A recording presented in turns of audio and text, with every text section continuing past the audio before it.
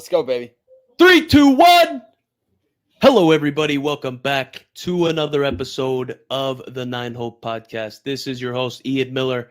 I'm back again on this Wednesday, like we've done a couple Wednesdays in the past, with ex-Major League catcher and Wagner College good guy, Nick Dini. Nick, what's going on, brother? How you doing?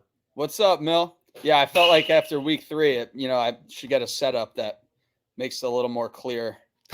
Dude, for that's everybody legit. to hear me, get the visuals down, get a little background behind me. So I'm locked and loaded, bro. Thanks for having me on. Of course, brother. Of course, man. Like we talked about, you are. It's already becoming kind of like a mainstay thing having you on Wednesdays, bro. It makes sense. Awesome that you upgraded the whole trajectory of everything, how everything's looking, man. You got a legit setup, man. Legit mic, headphones. Awesome to have you. Awesome to have you in the podcast game again today, dude. So I wanted to keep on this theme of the youth baseball space, and I'm kind of thinking youth baseball space in terms of anybody that's not in professional. Like I think obviously like college isn't youth baseball, but I'm saying youth baseball as in like players that are younger than us, players that are probably not in the professional ranks right now, man. So whether you are the season's about to come to an end, whether you're in high school ball, like however that works, or you're about to ramp up in travel ball, like at some point, whether it's now or in the future or in the past, you're going to experience a season or an instance where you're not where you want to be, dude. And so through our career, especially in the professional ranks, we didn't always have the best opportunities, man. And so we've a lot of times been through situations where we aren't playing as much as we'd like to be. We're not playing the positions we'd like to be. We're not hitting in the order where we'd like to be. And we're damn sure not producing the way that we'd like to be, man. So I wanted to talk to you, man. If you were in a younger player's situation, so maybe let's say, high school, college, whatever it is, man, and the season is not going where you'd like it to go. The numbers don't look well. Numbers don't look good. Man, what were some of the things that you did or worked for you that got you out of those types of situations and kind of like changed everything up, man? Yeah, so for me specifically, dude, like it was always about the next 10 at-bats. Like, so wherever I was, I always thought of my season in increments of 10 at-bats, right? So wherever I was, if I was hitting 250, if I was hitting 200, if I was hitting 300 or 350, it didn't matter. Okay, I would look at my next 10 at-bats, and it's like, all right, you know what? I've been off to starts where I've been hitting 400 after a month, and I look up and I feel great, and I've gotten off to starts where I look up and I'm hitting 180. And no matter what the start of the year was, I always looked at it in 10 at-bats, because if I was hitting 200, I set that goal for myself. You know what? Let me hit 250 this week and just start the climb. Ooh. You know what I mean? Like, I want to just incrementally get better, because I knew at that point it was not going to happen in one game. It wasn't going to take one game for me to get my numbers to where I wanted to go. But I knew that if I had that game where it just kind of got me going, and it's like, okay, I put a 3 for 4 day together, right? So now it was like I tried to search for one of those, like a multi-hit day a week. If I was able to do that, I was going to be in good shape, because then it was like, okay, if I can sprinkle in another one during like this week, maybe 2 more. Now it's like you look up the end of the week, you're 4 for 12. It's like, okay, like I have some momentum going forward. So I always looked at my years in increments of 10 at-bats. And then when I got to the minor leagues, I started looking at it as increment, like the series. Like, forget what happened the series before. Like this series, I set specific goals for myself, and I tried to just use that, because whatever, and good, bad, or indifferent, bro, what has happened has no bearing on what is going to happen or what will happen today. Like, it doesn't matter. I could have had 4 hits yesterday. You got to show up the next day and be ready to hit. So it was like, for me, trying to quickly turn the page and understand that, like, it doesn't, like, these in a minor league season, that you have a lot of time. In a high school season, it's a little bit, it's more condensed, right? So there's a little more pressure to produce, like, right now. But if you can look at it as in increments of 10, you know what I mean? Like, if I could just get 3 hits in my next 10 at bats, I am moving up the ladder. And then if you could do that enough, you look up at the end of the year and it's like, shit, I'm where I want to be. And vice versa too. Like I said, it's important to be able to turn the page when you are doing good. Because as you know, man, you play the game long enough, you'll see it's ebbs and flows throughout the whole year. So just trying to like keep the highs for as long as you can and minimize the lows for the as little amount of time as possible. So trying to just break it up into tens or in a series is something that worked for me offensively. Bro, I absolutely love that. I started doing that at least in my professional career, where it's like, okay, I'm facing these dudes in a 5-game set. It was AA in the Texas League, 2017, where I started doing this. So I would look at it and I would say, man, 5-game set here, dude. I'm going for at least 9 hits a series. Oh, it's Springfield, like the Cardinals, they're nasty pitching. I'm gonna try to squeak out 8 this 5-game series. Like, you know what I mean? Like, I'm trying to go for stuff. Yeah. And I would set those kind of goals dude, I would do that in increments, man. Like, why would this past game, I went 0 for 4, but like, how was I in the last 10? Like, I looked at it like that too, bro. So did I. It's way better. It's way healthier. It's easier to stack those like 10 ABs on top of each other, dude. Like, so what I was thinking about when I was in those type of situations, bro, is I would try to stack little wins. So that literally goes into what you were saying, bro. Like stacking those 10 ABs on top of each other, looking at stuff in 10 ABs. And dude, if you're able to incrementally stack those, like even if it's, dude, if I'm hitting 240 in a season, like, and the season's not going the way that I want it to go, and I want to be a 300 hitter, right? And I have some season left, some time left to maybe get that up there. I mean, how am I able to get up out of the rut that I'm in and produce those type of stats? I always looked at it like, dude, in order for me to become a 300 hitter, like I have to become the person that's capable of hitting 300. Bro, so it's not like a fucking mechanic. It's not like, okay, I need to swing up more or I need to swing down more. Everybody's got different mechanics. Everybody's got different things that work for them. I think I was thinking about this and I've been playing around with the idea of it. And I've almost, dude, I'm certain this is true. In order to be a 300 hitter at any level, you have to become the person that's capable of hitting 300.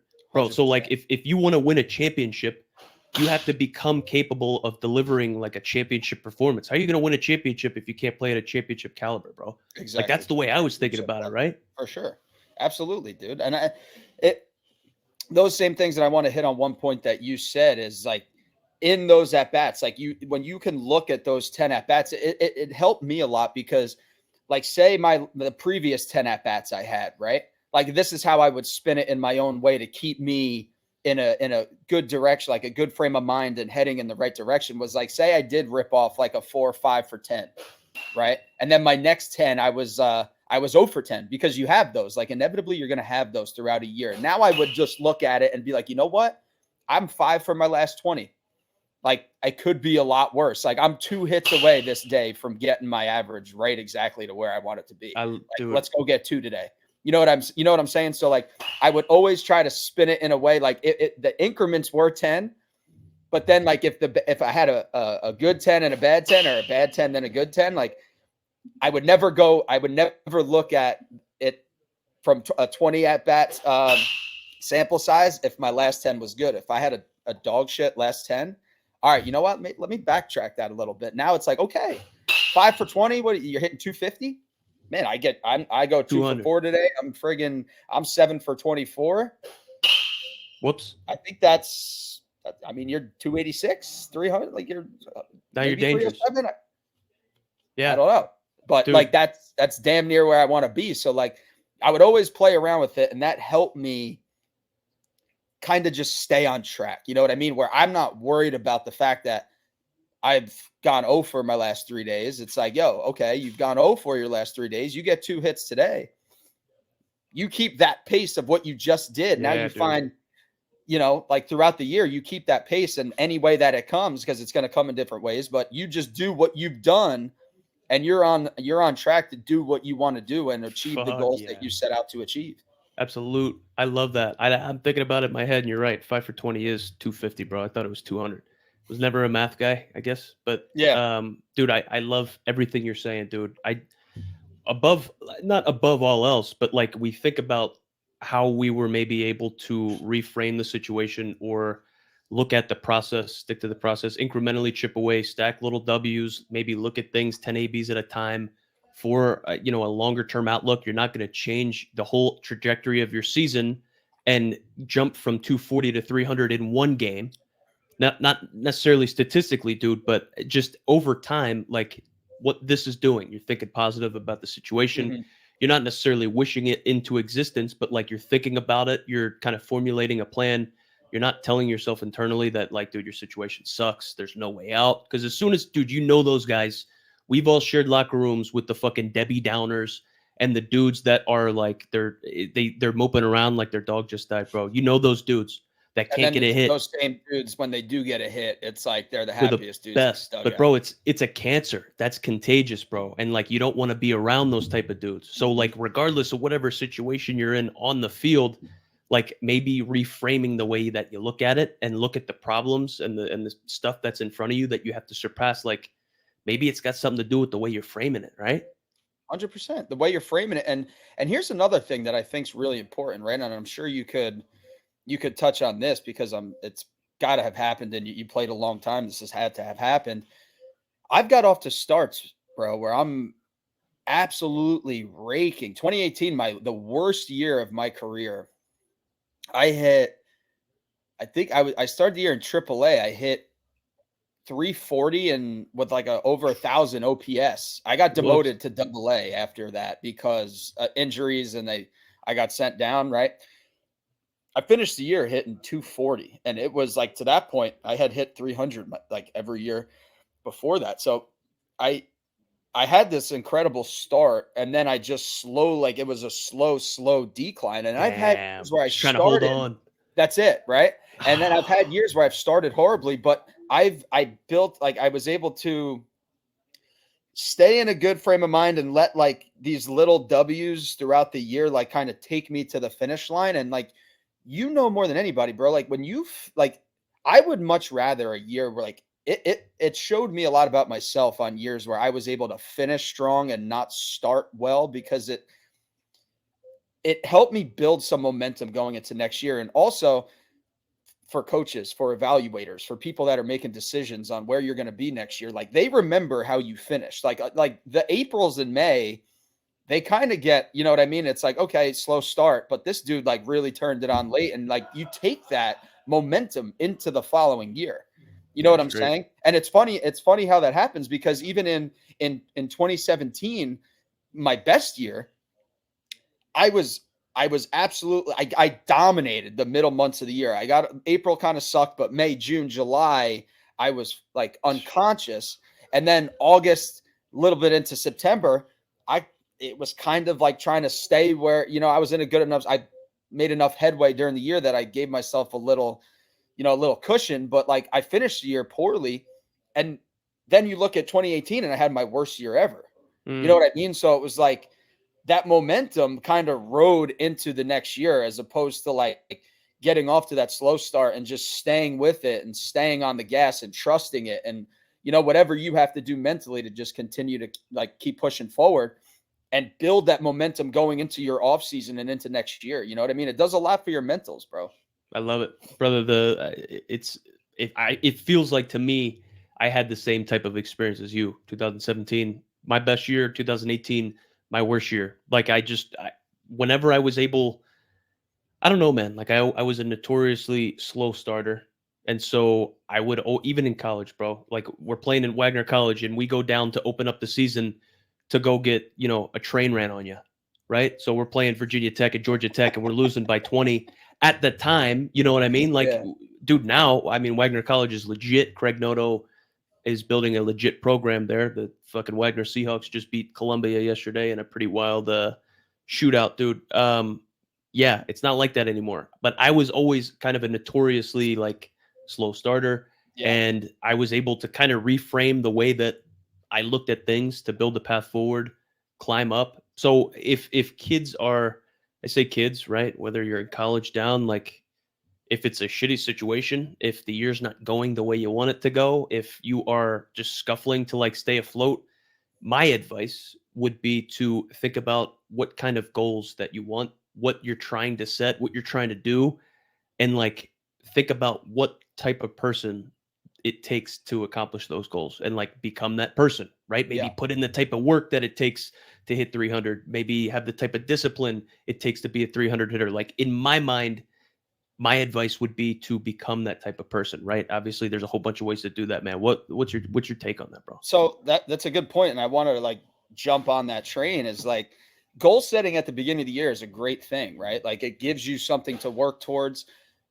But I also think there has to be a point in the year where you revisit those preseason goals, because you might be at Mm, a point where it's like, yo, those goals I set were too low. You know what I mean? Like I'm at a point now where it's like I shot way too low. Like I'm going to take those goals that I set and I'm going to amplify them, because you know what? I put myself in a position and I'm doing the things that I need to do to get to where I want to go. Now let's take it a step further. I set my goal to hit 300. I look up and, it's August and I'm hitting 340. Like, fuck, I don't want to hit 300. yeah, You dude. know what I mean? Like if I Yeah, hit 300, I'm pissed. You know what I 100%. mean? But like if you Yeah. look at the totality, or if you look at it from the big scope of things, I set that goal for 300. No, like you need to constantly be changing those goals, because like you might Mm, put yourself in a position. Hopefully, you do put yourself in a position where I'm reaching much further. And if unfortunately, if I've been on the other side of it, where I set goals and I put myself in a position where, man, those goals probably aren't obtainable, but let me just tinker them back a little bit, but still give myself something to shoot for. for sure, You know brother. what I mean? Like this is where I want to get. Like this goal, I'm unfortunately not able to reach it. Now at the end of the year, I look back and I say, okay, well, where did it go wrong? What could I have done better? What do I need to improve on? And I take, what I learned and into the next year. But setting those goals to kind of keep you in the moment and in the present, like you are where you are. There's only like you go forward. You know what I mean? If you're looking behind you and like, oh, and you're feeling down for like how you got here, that's when you look at the end of the year and it's like, man, I took that 250 that I was hitting and now I'm hitting 220, where that 250 you go and you maybe recalibrate, take those goals and adjust, and now it's like I'm hitting 270, 265, and it's like, Love it. okay, it's not what you set out to do, but it feels a hell of a lot better than going home hitting as a 220 hitter. Damn straight, brother. Dude, exactly what you're saying, it makes sense. So like if I want to set out hitting 300 and I'm setting the world on fire, you want to revisit those goals. You want to keep them, within range, but also pretty high, dude. So I remember 2015, I started off notoriously slow again, high A, like high A, my first taste of high A, and I'm struggling, dude. I'm struggling, and so I had a goal at the end of April, right? You start in early April, or at Mm-hmm. least we did back then, and you have probably about 20 games under your belt. Could probably get 100 at bats, close to maybe 80 AB, something like Yeah. that. And so my goal was, dude, I'm gonna keep it pretty high, but like I really have to fucking exceed expectations to get there. I wanted to surpass 250. Like I needed to get up past 250, right? My end goal was I wanted to hit 333. You know what I Yeah. mean? Like it's just, but like I get exactly what you're saying. I'm trying to like verbalize it, but you want Yeah. it No, in but reach. you're saying exactly what I'm saying, in the sense that like, hey, the end of the year goal is say 300. Yeah. I getting to that like if I can get to 250 for this month and avoid the 190, the 180, the 210, if I can avoid that, that gets me closer to where I want to go. So now it's like, okay, you kind of readjust the end goal, right? For something a little more obtainable for this, like for the end of April. May 1st hits and it's like April's in the past. Now let's go to May. Now, you know what? I hit 250. I got to have that 320, 330 month, and it gives you something to chase. You know what I mean? Like, and that's why goal setting is great, man, because who's to tell you your goal is too high? Fuck you. You know what I mean? Amen. Like, get out of here. You have no idea what I'm capable of. And I freaking played my career that way, bro. Like, and I'm sure you did too, dude. where people try to put limitations on what you can do, like a, like singles hitter, like, you know what I mean? Relies on the butt, whatever the hell, like stigma that somebody wants to put on you and your offensive profile. Like, I got the same thing. So, like, don't tell me what my goal should be, or what the ceiling that you're putting on my game, because you don't know what makes me tick. You don't know the mental makeup. You don't know why I do this. You know what I'm 100%. saying? So like, I always tried to play for a purpose bigger than myself. Like I had internally some shit that got me going Yeah, and dude. out of a lot of ruts in my career. So, It's awesome. but Love like to you hear said, that. bro, that's how I approached it too. Get off to a bad start. Okay. Get to this number and let's go from there. Hell yeah. Incrementally chipping away, bro. That's fantastic. I love all that shit. So last week on the 9-hole newsletter, man, I was talking about some instances where major league vets, dudes that were established in the game, took me under their wing and kind of showed me the way, right? In baseball, you know that leadership looks like a bunch of different things in a bunch of Yeah. different forms, especially if it's behind the scenes, right? And so I touched on some things where some players kind of took me under their wing. And one of those instances happened to be Marwin Gonzalez when I was up in Target Field with the Twins, and I was on my phone texting. I got sidetracked. I'm in the locker room. I'm dying to play. It's like the third inning, and of course I sit down in one of the massage chairs, and I'm texting. It's not a good look. He puts me under his arm. He's like, "Get the fuck out there." And Yeah. so yeah. So I get out there. Dude, the next day is when Max Kepler gets hurt. I get an opportunity in the outfield, and literally 2 batters later, it's the same inning. I was ready. I got ready a little bit differently that day because of Marwin's advice, and I threw a guy out at second base for my only major league assist in the outfield, but it was fucking huge. And like I was grateful for that. So It's crazy how that happens. it's absolutely insane how that happens. So we were talking a little bit about, man, coming off the bench, being a threat off the bench. Like, how do you go about doing that? Obviously, in your career, it might have looked a little different than mine because we played different positions. Like yours, coming off the bench at any point and like catching or having to hit, right? That takes a lot. That takes a lot to get ready for and kind of prepare, dude.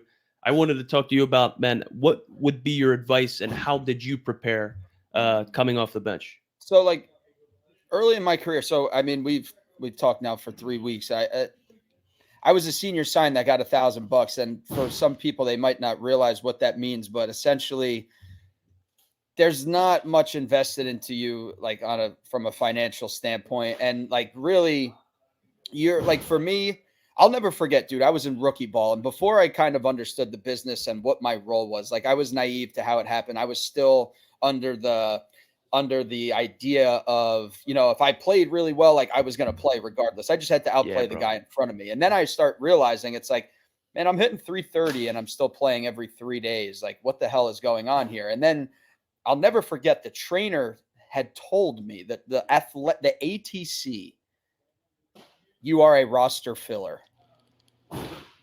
Verbatim What do told me we that I am a roster filler. And I'm like, that hit home. I'm like, what the hell does that mean? It's like and essentially it was, I'm going to be a guy that, hey, they need you in low A. Somebody gets hurt. Okay, go pack your stuff. Go help the low A team. They need a catcher. You're going to play every whatever. Give the starter a breather, right?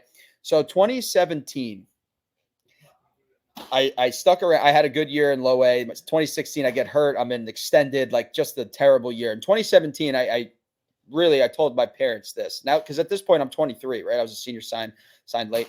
I'm 23 years old. I haven't gotten out of rookie ball, and I'm like, you know what? I'm gonna give it one more year. I'm just gonna go there. I'm gonna give it my all and see what happens, right? So 23, I get out of spring. I break in low A. Now I'm 23 at the time, backing up an 18-year-old catcher. Okay, so I'm playing once, maybe twice a week. Get off to a bad start offensively. May comes around and I start banging it around. I'm getting in there. Like I said, I'm still playing twice a week, but I'm taking advantage of my opportunities, dude. I showed up every day, and I'm the most proud of 2017 for this reason, is because I showed up. I went into the year with the mindset that I'm going to give it everything I had, and I showed up every day in 2017. And my thought was, I am going to put myself through a game before the game started. Because when the game happened, like I was going to be ready. So I was there taking hacks off, doing my routine every day. I made sure that I was hitting off the machine every day, seeing velocity, seeing spin, receiving off the machine. I wouldn't sit in the dugout. I would sit in the bullpen during games, and I would take every warming up pitchers. I would take every bullpen as if like nothing is getting by me. I'm going to receive the ball. I'm going to just try. I'm working every single day. Long story short, I have a great May, get called into the manager's office, and they're like, hey, you're going to double A. So I'm like, and that there was high A at that time. So I'm skipping high A. So essentially, guy in double A got hurt. I was going to go up there, roster filler, right? I was going to go fill in because I was playing well enough that it's like, okay, like go up to double A. I go up to double A. I hit 420 in a 2-week span. And the manager goes to the front office and he told me this story. Like, this kid is not going back to low A baseball. He is like, and dude, in a month's time, I was backing up in low A, and a month later, I was hitting cleanup in a double A lineup. Playoff team, catching a whole playoff series, invite to the Arizona Fall League, invite to Major League Spring Training. So in 1 month, I went from that roster filler, hey, go fill in for this guy that's injured, to this guy who's injured came back and didn't play because I was there and I was playing. Because and that's the most proud. And that's when I look back on the totality of my career, like obviously like that year changed the trajectory of my career. Yeah. But it's the most proud that I am. And you know, I was like a hard guy on myself. Like I didn't really, you know, loathed in my success and like that I had. Like it was kind of just, all right, what's next? Like keep going, bro. You know what I mean? But like now that I'm done playing, I look back on that year and I like damn proud of the way I approached it and went about my business every day. Like it wasn't the woe is me of my situation. Like I went into it knowing like I'm going to give it my all this year. And if it doesn't work out, man, like next thing, you know what I mean? But yeah, brother, I attacked it every single day. And at the end of the year, I put myself on the map and as somebody in the organization's eyes that it's like, hey, like we need to pay attention to this guy. So 100%, brother. That's awesome, dude. That's awesome. I didn't know all that shit. So that's crazy to hear. You know what I mean? Like, dude, if people look at your career, if they look on the back of your baseball card, they look you up on Google, they see that you were a Major League Baseball player, right? They probably assume that it was an easy grind to get there, right? You hit every level incrementally. It all worked out perfect, and you got, you know what I mean? You don't really see you or hear. don't get in the weeds of it. You know what I mean? Bro. So it's cool to hear that. I fucking love that. That fires me up. You talked about, man, you're kind of staying in the game, at least like you were staying in the bullpen. You're catching the bullpens. You're watching the game. You're paying attention. Dude, as a bench player, right? Not even talking about anything physically on how to get ready, but like watching the game, how it's unfolding, how players are performing, like how they're pitching people. Staying in the game is number one, probably the best thing you could do. But like from a individual standpoint as well, if I'm looking at a player that is playing in front of me who has maybe even a similar skill set that may say he's a leadoff 9-hole hitter, like if I'm sitting on the bench, why wouldn't I watch how that team pitches him?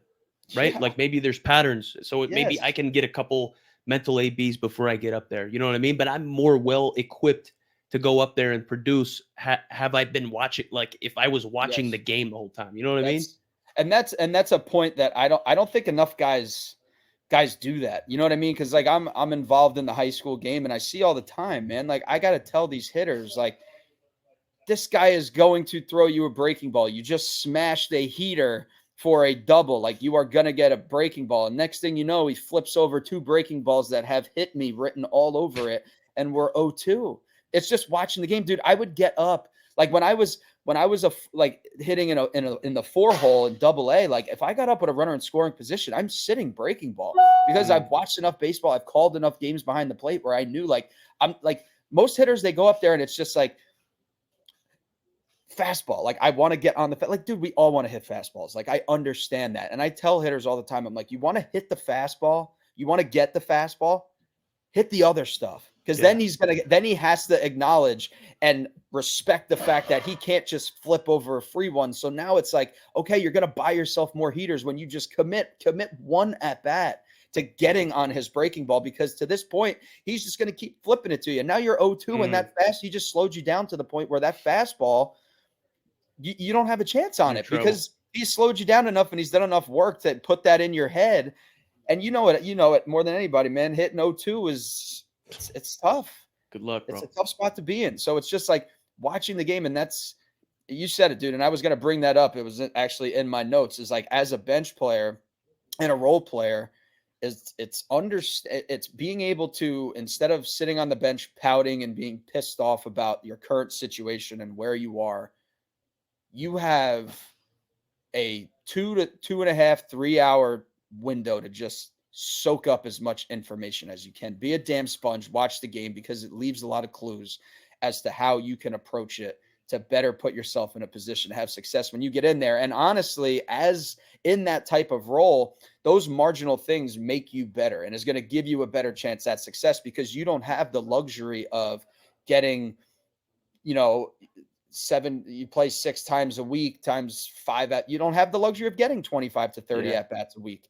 You know what I mean? You might get 10 at bats a week. So it's like, how do you make up those 15 at bats in reps, the work you do before the game, like making the work before very detailed and having a plan. And like, that's another thing, man. I approached pregame as if it was that I'm playing today, Yeah, bro. but I'm playing at 3 o'clock and everybody else is playing at 7. I You love know what that. I mean? So you have 3 hours to gain a lot of knowledge and understanding of what guys are doing, how they're pitching guys, and then you can take those approaches into the game. Like you got to, it's on the margins, man. It's very marginal, and the more information you gather, the more in tune with the game you are, and just paying attention. Yeah, you stand a better chance having 100%. already accrued and like taken in information. And dude, being a student of the game is huge, especially if you were a bench player, just fucking locking in, like doing your job. Which leads me to another point, and it's probably gonna be, it's my last one I have here, but it's like, dude, being a good teammate requires no talent. You don't necessarily have to kiss everybody's ass. I know that like you want to be playing. I know that, but I found out a lot about myself too, being in the big leagues, being a bench player, like having to root for my fucking guys, Yeah, right? Because like the more games that we win, the more games that we stay around, you make the playoff. Like, dude, it's more paychecks for you, right? So that's you're it. you're cheering on for your dudes. You know what I mean? Like Hmm. you're cheering for those guys, and then if you are a teammate for them, dude, being a teammate means that you're in the game. So like at least if you come off the bench and you come into a game that you've been paying attention to, you've been cheering your boys on for, like at least you can feel like you're part of this game and like you have been a teammate and part of it at least up until this point, and now you can showcase like what you got to influence the game. You know what I mean? Like I feel Absolutely. that. Absolutely. Dude, that goes to a really good point, man. It's like, because when it's all said and done, everybody's career comes to an end. And, there's going to be like what I don't know the percentages. 1% of minor leaguers are going to maybe a little more make the big leagues. And then of those big leaguers, what the smaller percentage is going to accrue 10 years in the big leagues. And that's the guys that people know. And then the smallest percentage of those 10-year vets are going to be Hall of Fame players that get remembered for their play.